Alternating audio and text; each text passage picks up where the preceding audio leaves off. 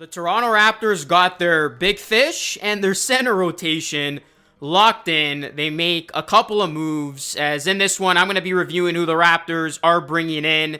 They extend Poeltl, and then also we're going to be taking a look at their entire roster going into next season. Do me a solid, guys. Drop a like on the video. Subscribe to the channel. We're so close to 40K. Make sure you subscribe, plus ring the bell for more. So the Raptors, they get their backup big man.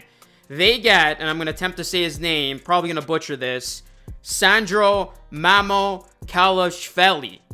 He agrees to a 2-year, $5.5 million deal with the Raptors. What's hilarious is there's a second-year player option for a player on the veteran minimum. But nonetheless, the Raptors, they do get their backup big. He's going to add a different dynamic than Poeltl. He can actually space the floor and shoot. And I gotta say, I know it's not a sexy name. This is likely the Raptors' only move this offseason, but I actually like it. I think it's a very underrated pickup. You look at the deal, $5.5 million, that's all the Raptors could do. They were obviously working with the minimum. Their spending power was very, very limited going into this free agency period. We already knew that. And you look at Mamu's stats, regular season, you look at it collectively and nothing pops out. But when you look at his per 36 numbers in 61 games with the Spurs last season, averaged 20.4 points, 9.9 rebounds, 2.5 assists, 1.2 steals on 50% shooting from the field and 37% shooting from three. And he actually erupted for a massive game against the New York Knicks, making some NBA history. Mamu scored 34 points in under 19 minutes and 27 seconds against the Knicks on March 19th. That's actually the most points a player has scored in under 20 minutes since 1977. So this is a guy who shot 37% on 161 three-point attempts with the Spurs last season. And it's going to be interesting to see what he is going to do in a bigger role under Darko Rajakovic's system. I love the fact that he can space the floor and shoot. It's going to fill in as that backup on paper for Poeltl. And the Raptors, I know, didn't draft the center, but at least they finally do address that backup center with, in all likelihood, their final move of the offseason. So I'm excited to see this guy play. It seems like, at the very least, the Raptors are getting an interesting guy to take a flyer on here to see what he can do. And then the Raptors, they locked in their starting center, Jakob Poeltl, as Poeltl agreed on a 4-year, $104 million contract extension. Poeltl's going to pick up his 2026-27 player option at $19.5 million and add 3 additional years to that. So Poeltl got the bag. This is a Miles Turner type deal for Jakob Poeltl. He got paid, but this is not surprising to me whatsoever. The Raptors are clearly high on Poeltl. He showed his value last season, over the last couple of seasons, I should say.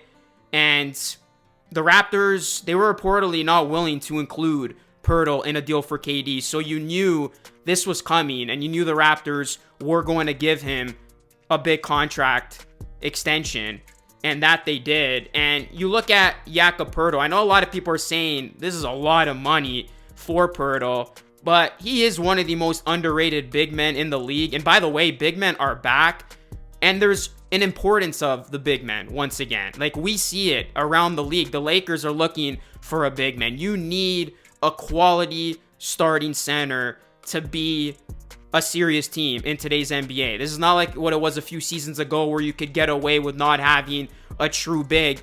Starting centers are back, and the Raptors, they value Poeltl.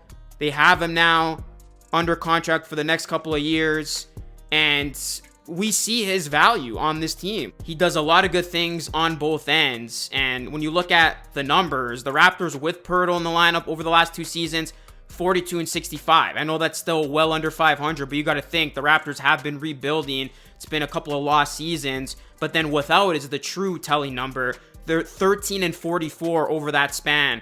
So that is just an abysmal record when they were without Jakob Poeltl. So at parts of last season, he was the Raptors' best player. You can make a case he was arguably the Raptors' most valuable player, just based on that sheer impact that he has and how he makes everybody else click even better when he's out there. Scotty Barnes, RJ Barrett, Emmanuel Quickley, now Brandon Ingram. That's going to be a different dynamic next to Poeltl in a healthy Raptors starting five. So I'm good with this deal. I think it's fair. You got to pay for a quality starting center nowadays. And the Raptors, they need that quality starting center if they want to take a big jump next season. And they're hoping that Poeltl's going to be essential in helping this group take that next step, as, you know, this was a move that was likely coming and it finally did. So the Raptors center rotation is set, and the Raptors overall roster is set. Barring a trade, this is basically it for the Toronto Raptors. They do have 2 spots left, but that's likely going to go to Jamison Battle, whose contract guarantee is on July 9th, and then Elijah Martin. Those guys are going to get the final 2 spots. And this is the Raptors roster. Guaranteed, you're going to have Manuel Quickley, Jamal Shed, RJ Barrett, Grady Dick, Jakob Poeltl, Brandon Ingram, Abaji, Temple, Scotty Barnes, CMB, Mobo, and then Poeltl and Mamu. And then you got 2 ways of Chomchi, Roden, Hepburn, partial non-guarantee, Battle, Lawson, Castleton, and then Martin. And then the signing of Mamu signals in all likelihood the end of Chris Boucher with the Toronto Raptors. So that's going to be wild, because the Raptors will officially lose their lone member of the 2019 championship roster. Hopefully Boucher can sign with the contender. That remains to be seen. But yeah, you look at this group, guys, the Raptors are betting big on a very expensive group, because the Raptors now, they are projected to go into next season just over the tax.